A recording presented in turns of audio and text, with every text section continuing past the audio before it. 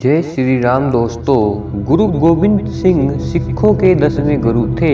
उनका जोगा सिंह नामक एक प्रेमी शिष्य था जो सतगुरु दरबार में रहता था, परंतु कुछ वर्षों के बाद उसके घर वाले उसे घर ले आए और उसकी शादी करने लगे।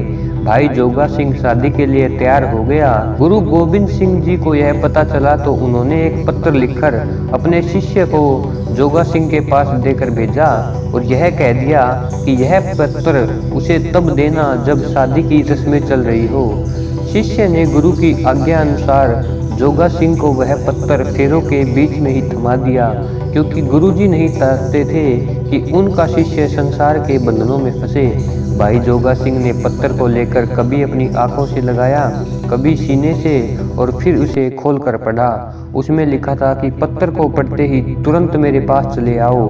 जोगा साहब उस आज्ञा पत्थर को पढ़ते ही शादी की रस्में बीच में ही छोड़कर गुरु दरबार की ओर चल पड़ा और मन ही मन यह अहंकार भी करने लगा कि मैं कितना गुरु बड़ा भगत हूँ जो गुरु की आज्ञा पाते ही विवाह को भी बीच में ही छोड़ाया।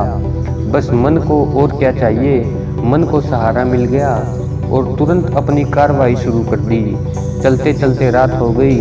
दोनों एक सराय में ठहर गए। सराय के पास एक वेश्या का घर था। वेश्या को देखकर जोगा सिंह का मन चलायवन हो गया।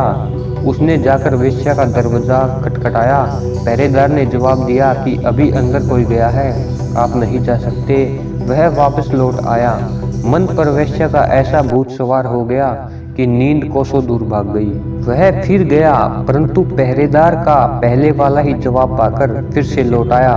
इस प्रकार सारी रात वेश्या के घर के चक्कर वह काटता रहा। आखिर सुबह के 4 बज गए। जोगा सिंह ने सोचा कि अब तो वेश्या के पास कोई नहीं होगा।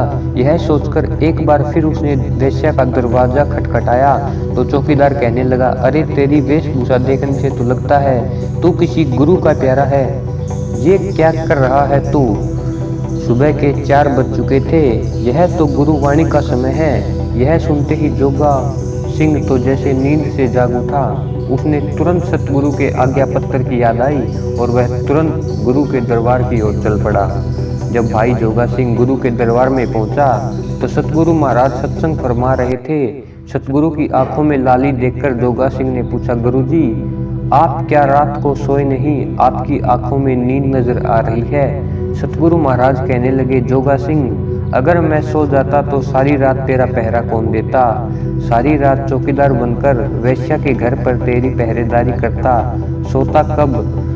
जोगा सिंह गुरु गोविंद जी के पैरों में गिरकर माफी मांगते हुए कहने लगे, गुरुजी मुझ पर दया करके मुझे गिरने से आपने बचा लिया, वरना मैं कहीं का नहीं रहता। सतगुरु तो दीनदयाल होते हैं, तुरंत